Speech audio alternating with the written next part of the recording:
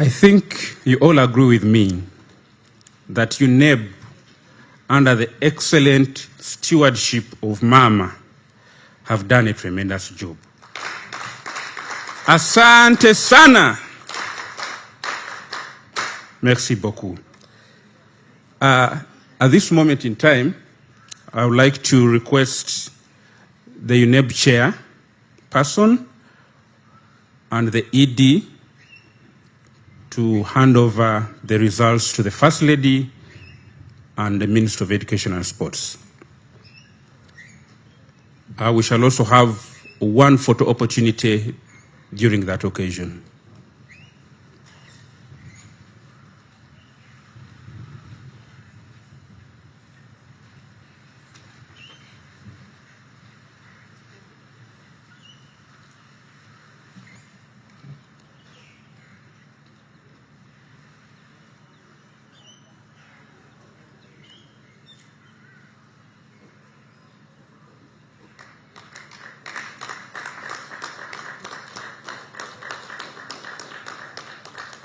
We are very mean with our hand clap.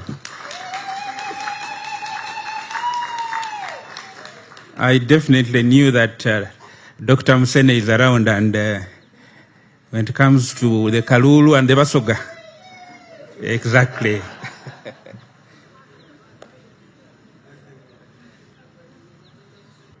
The parents, guardians, and learners who must be following this event through various media channels.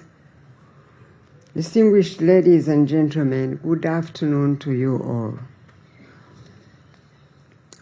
I must, as always, thank God for this day when, as a ministry, we are releasing yet again the second set of results of the end of cycle examination conducted by the UNEB team.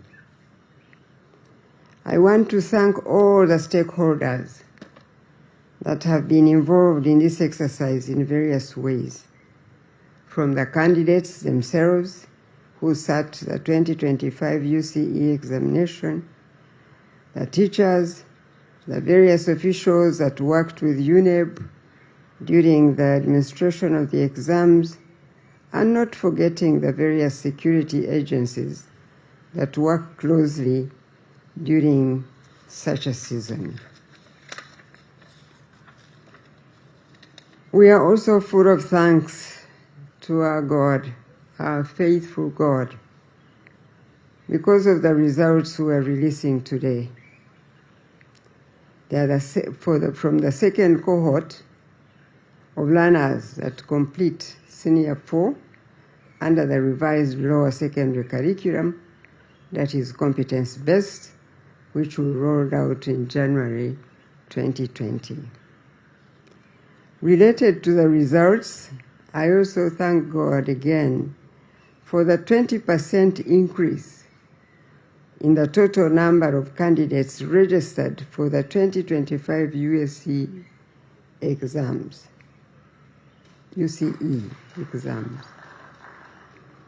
The nearly 73,000 additional candidates registered for 2025 UCE exams compared with 2024 last year. On the one hand, this increase in candidature could be attributed to the low absenteeism, which was recorded at 0.5%. This clearly indicates that more of our children who transitioned from primary to lower secondary level 4 years ago stayed in school to the end of the O-level cycle. However, it does leave a lot of curiosity as to whether the competence-based curriculum that we have adopted for O-level has influenced learner retention in the system at this level of education. At this early stage of implementing the competence-based curriculum, perhaps there is a lot of good effect this curriculum could be having, and this needs to be empirically established. Therefore, I am glad that the National Curriculum Development Center is planning to carry out a comprehensive study next financial year, looking at the implementation and benefits of the curriculum in comparison with the previous one used at this level of education. But that notwithstanding, I must commend UNEB for being proactive and carrying out preliminary research to answer the question, as you heard this morning, to answer this question as to whether the competence-based curriculum is making a difference compared with the previous O-level curriculum, as some of you may recall. This was a question I asked last year while releasing the 2024 UCE results, as you heard Mr. Odong remind us. Therefore, when we had a briefing the other day about the 2025 UCE results, it was gratifying to know that indeed UNEB went out and interviewed teachers and head teachers, as well as learners from some 171 secondary schools regarding their perception about the benefits of this competence-based curriculum. The study findings in the report, as you heard again this morning by UNEB, were quite exciting to me. Interestingly enough, I have been reading a book called, in quotes, Tracing Uganda's Education Path from 1895 to Contemporary Times, written by a Uganda educationist by the names of Dr. Lagoro James. This educationist provides insight on the efforts made at various times, as far back as the times when the colonial governments were here in charge of Uganda as a British protectorate. Most of these efforts were carried out through policy proposals from the work of Education Policy Review Commission. Just like the report submitted in Feb 2025 by our Education Policy Review Commission that was chaired by Honorable Amanya Mshega. On page 35 of that book, Dr. Lam Lagoro points out that westernized education was and still is a tool to uphold colonial structures and exploitation of Africans and the African continent, unquote. This, for me, confirmed what I had read before from another book called The National Transformation by another man called Mark Berries, who said that a worldly philosophy brings captivity, while a Christian philosophy only brings liberty. Related to the benefits that UNEB highlights in its study findings about the benefits of the competence-based curriculum, Dr. Lagoro states on page 53 in his book that, in quotes, today, Uganda's education system has accepted this revolution, where the normal secondary school curriculum emphasizes academics alongside practical skills, unquote. Dr. Lagoro further states that teachers, parents, and students alike have now realized that going to school and getting out of it without tangible practical skills, which one can use readily to improve one's livelihood, is a luxury we cannot afford and a waste of time and money, unquote.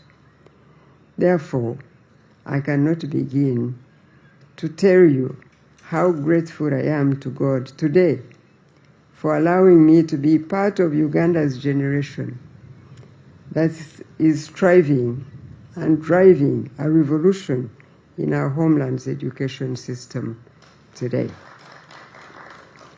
I am forever grateful and continue to pray for NCDC, which still leads this revolution in our education system.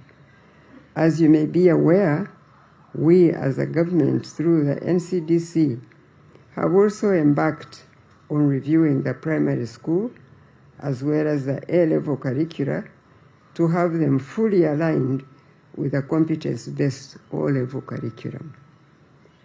I have no doubt in my mind, therefore, that as more of our children go through this competence-based education system, they will become wholesomely liberated, and so shall Uganda, because we are witnessing a new era in our homeland.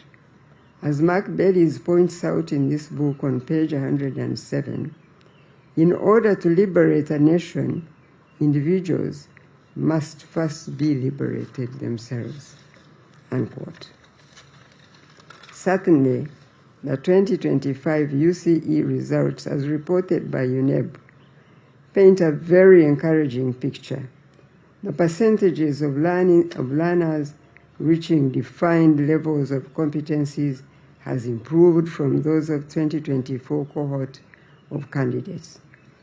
This improvement in performance is by and large attributed to the fact that teachers have adapted their teaching approaches to what competence-based instruction expects.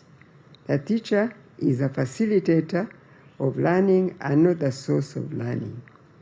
I trust that as we move further along implementing the competence-based curriculum and our teachers become more conversant, such better performance shall be consolidated.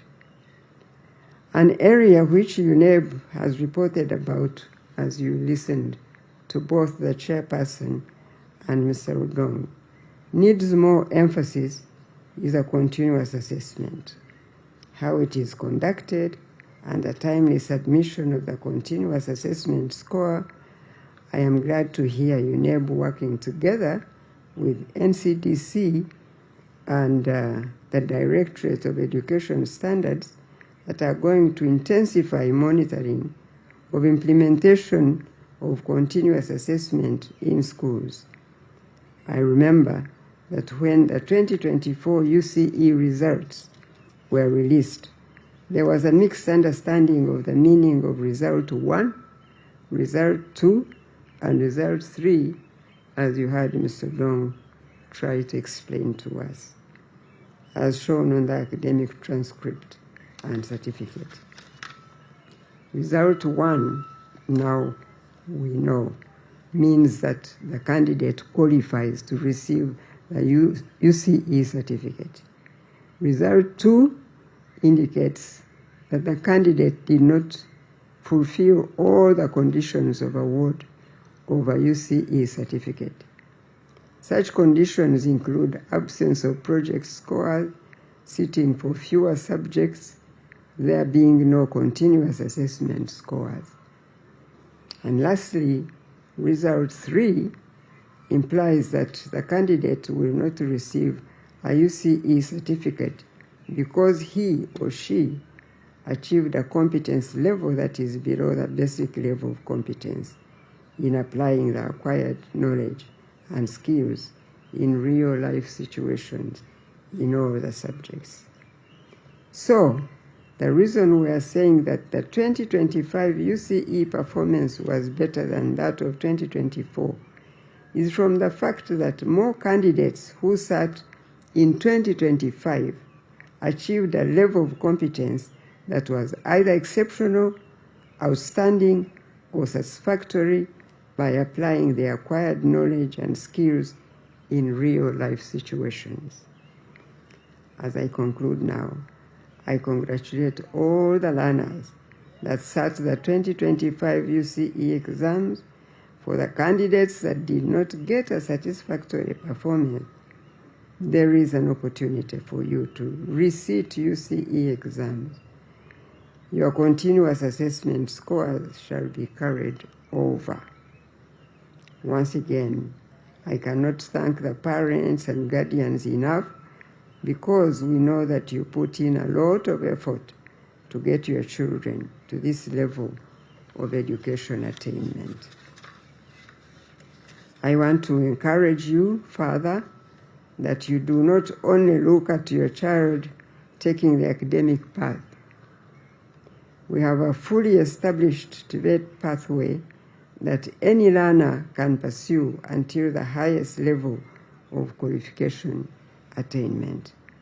Finally, the selection exercise for Senior 5 shall run from the 18th to 19th of Feb 2026, and the first term for Senior 5 starts on Thursday, 5th March 2026. It is now my singular honor and pleasure to release the 2025 Uganda Certificate of Education examination results for public use.